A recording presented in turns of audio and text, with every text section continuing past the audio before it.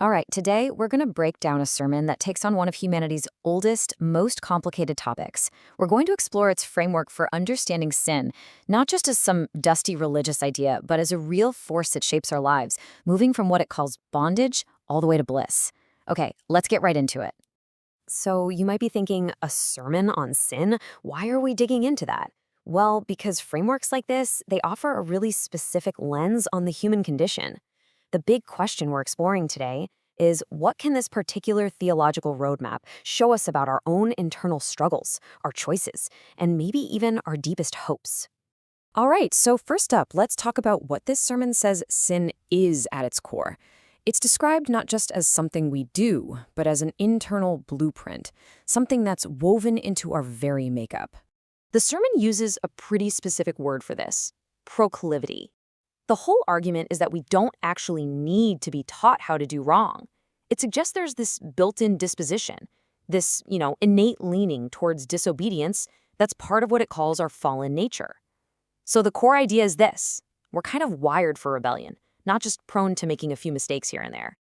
And that idea of a built-in leaning, well, it leads directly to the next point: power. See, according to this framework, sin isn't just a series of bad choices. It's presented as an active force, like a master that has this spiritual gravity, pulling on and enslaving a person's will. It's not just a bad habit, it's a pull you can't just decide to escape on your own.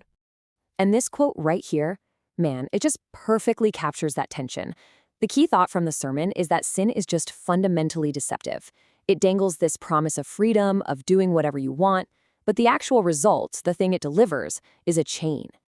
Okay, so if that's the nature of sin, how does it actually play out, in the day-to-day grind? Let's move on and see how the sermon describes this as a daily reality. And the sermon uses this metaphor that I think is just so powerful. It describes the presence of sin, even in a believer's life, as the smell of smoke. The fire might be out, but that smell, that lingering presence is still there. And it creates this constant internal conflict, this war between the old self and the new.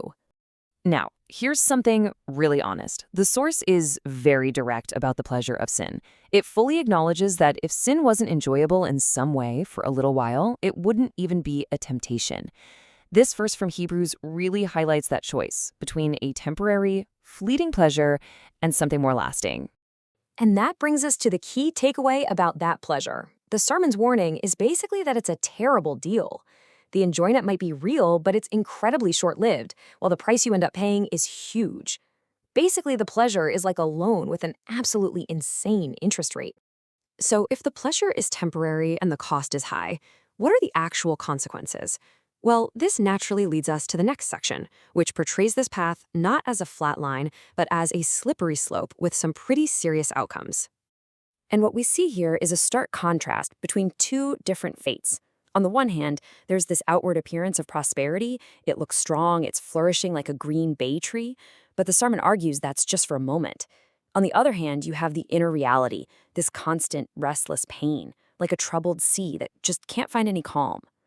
And this quote really drives that point home. It's a really pointed piece of advice. The idea is, if that worldly success you see is the only reward a person gets, well, then it's actually a pretty sad, short-sighted prize. It completely reframes how you might think about envy. But after painting this pretty bleak picture of bondage and consequences, the sermon hits the brakes and makes a huge turn. Because according to this message, that struggle, that pain, that is not the end of the story. And that brings us to the final, and honestly, the most important part of this whole thing: the victory. This section is a total shift in tone, moving from the problem to what the sermon presents as the ultimate solution, a completely new reality. The key word here is prevail. And listen, this isn't about just trying harder or gritting your teeth and having more willpower. No, the sermon is really clear. This is the moment the dominion of sin, that power, that mastery we talked about, is broken by an outside divine power. So the turning point isn't self-improvement, it's divine intervention. Okay, this slide right here, this might be the single most important concept in the entire framework. It's all about this massive shift in your mindset. See, most people are fighting for a victory they hope they can achieve someday. But the position the sermon describes is fighting from a victory that has already been won for you. that changes literally everything about the fight. And that victory in the present, it's not just a one and done thing. Think of it more like a preview. It's a down payment on an ultimate, final, and permanent end to the whole problem. So here's how the sermon lays out this whole journey. It's like a 3-stage phase out. First, you've got the battle within. That's right now, in the present. But that battle is fought from the victory that was won in the past at the cross. And all of it, points toward a future of permanent peace where the battle is just over for good. And this is the ultimate hope, the final destination this entire message points to. The goal isn't just a world where we can struggle and sometimes do the right thing. The hope is for a world where righteousness isn't just a possibility, it's the permanent, default reality. So, after walking through this whole framework from bondage to bliss, it kind of leaves us with this big question to chew on. When you look at human struggle through this specific lens, how does it change the way we think about our own personal failures and what we dare to hope for?